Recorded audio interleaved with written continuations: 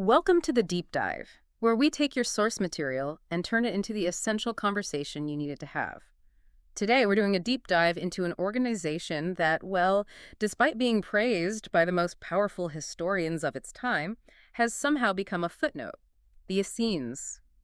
We're talking about a holy brotherhood, a group dedicated to this rigorous Levitical purity, whose virtues were heralded across the ancient world, and yet they remain surprisingly obscure to us now. And that obscurity, it's ironically tied directly to the challenge of even researching them. Hmm. The ancient accounts we have are just so few. Philo, Josephus, Pliny. And our sources highlight that these accounts are all heavily tainted. The witnesses all had their own agendas. That is the absolute key. Philo and Josephus, for instance, they were writing in Greek, right? Mostly for a Gentile audience. Their goal wasn't just to document, it was more like cultural translation. They were trying to show the Greeks that Judaism was just as sophisticated, just as philosophically rigorous as their own traditions, especially Pythagoreanism. Yeah. They were basically trying to shoehorn Essene practices into these neat little Greek philosophical boxes.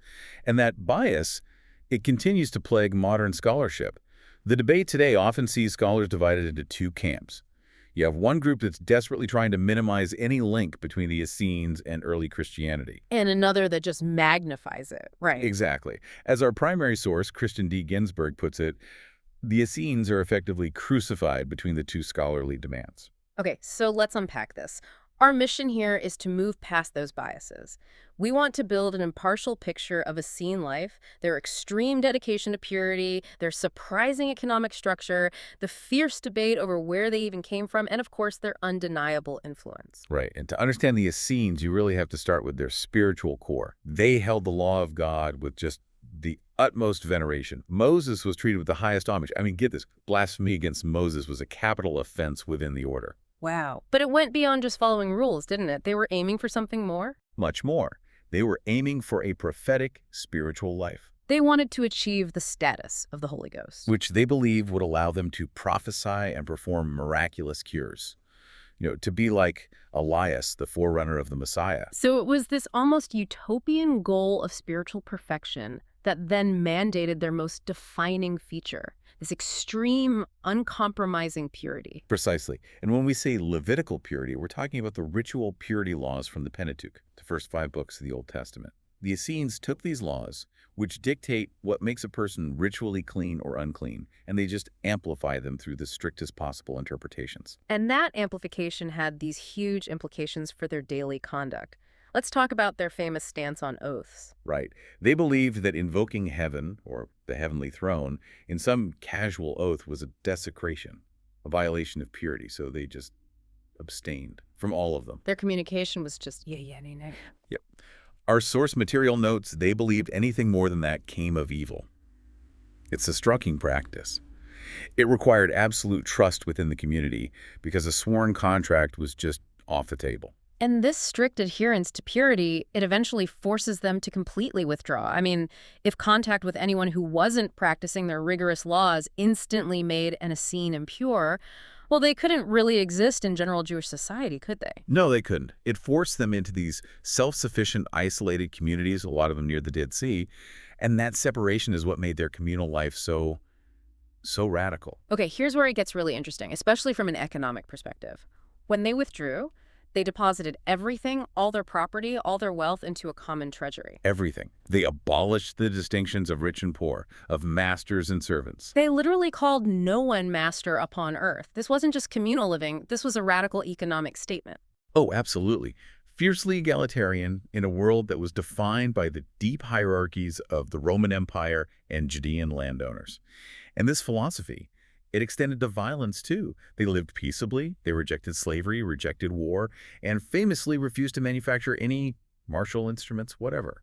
Their self-sufficiency just meant they didn't need to engage with the external economic or military structures of the state. So their daily rhythm was this complex spiritual machine.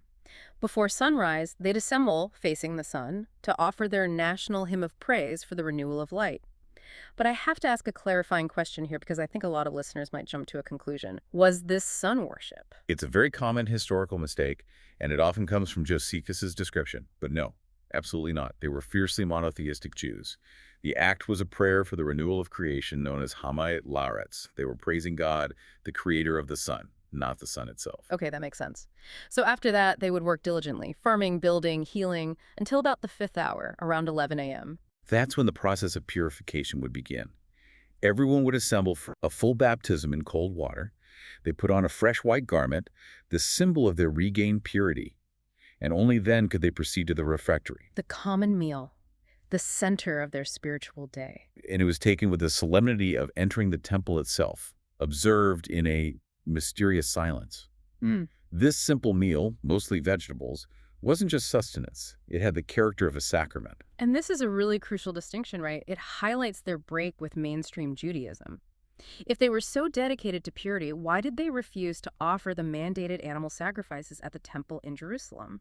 Because of that amplified purity code. Yeah. To the Essenes, the animal sacrifices performed in the temple, with all the blood, the priests, the, inherent messiness of it all. It was defiling. It was ritually defiling. Their unique rules meant they simply could not participate in the central Mosaic ritual of their day. So this silent, pure, common meal served as their spiritual substitute, a purified offering to God outside what they saw as a corrupted temple system. That connects their external purity directly to the internal structure of their community. So if their daily life was governed by this extreme purity, we have to ask how that obsession shaped the future of the brotherhood. And that, I guess, starts with the radical choice of celibacy. Celibacy was the general rule, and again, it was all for purity. Under their strict interpretation of the law, contact with a wife due to menstrual or childbirth pollutions was defiling. Which presents a pretty obvious demographic problem. A huge one. So how did they keep their numbers up? How did they preserve their knowledge? They adopted children, often orphans or kids from poor families, whom they'd educate from a very early age in the order's practices. But what about an adult candidate?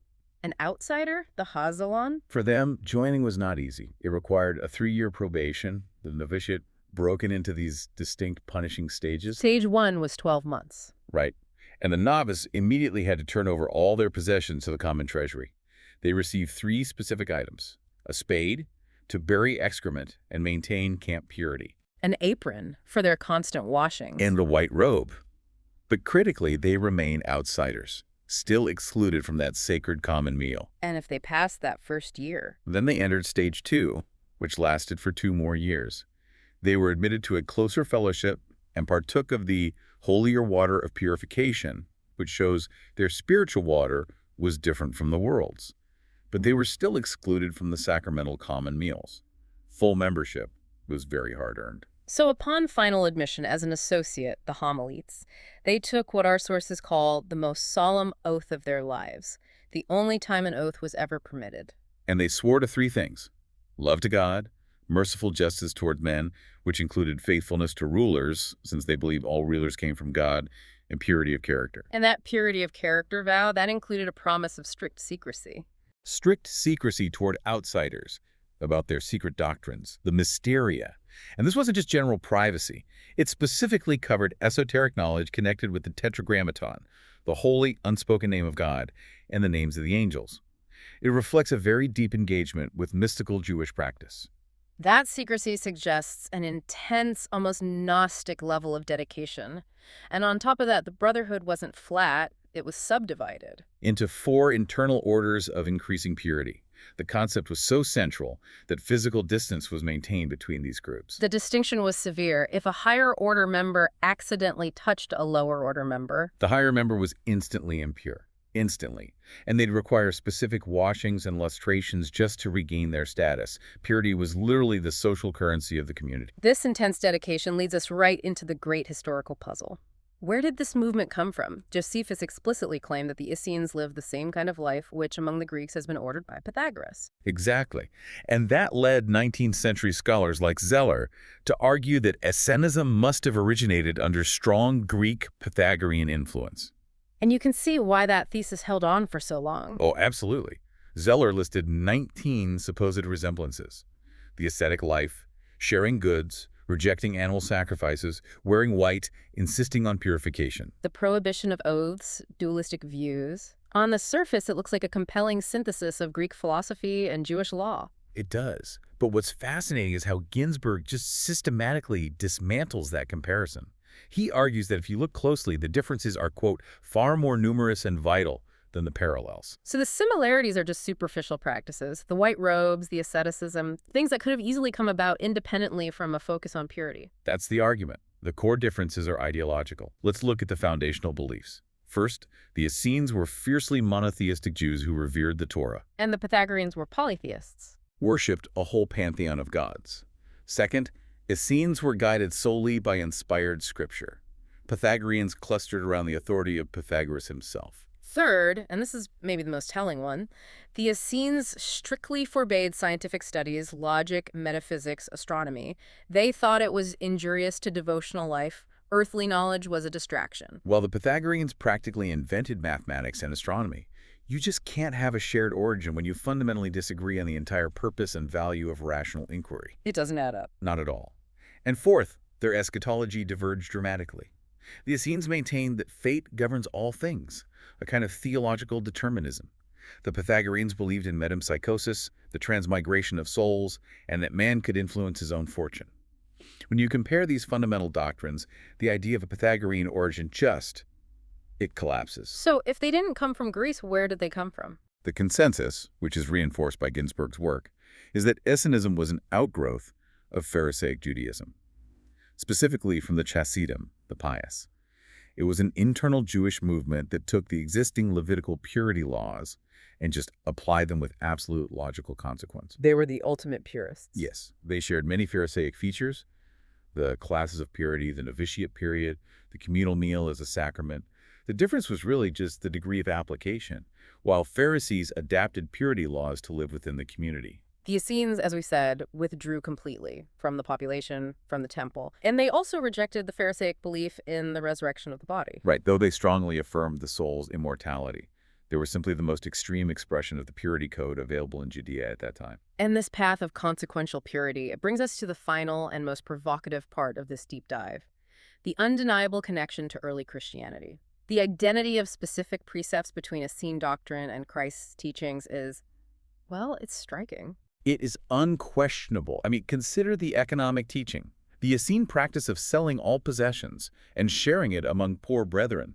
It aligns directly with the instructions in Matthew forbidding the laying up of earthly treasures.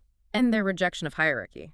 The Essene prohibition on calling no man master upon the earth. That echoes Christ's instructions directly in Matthew 23. These aren't just similar ideas, they are near identical mandates for how to structure a community. And then there's the non-swearing.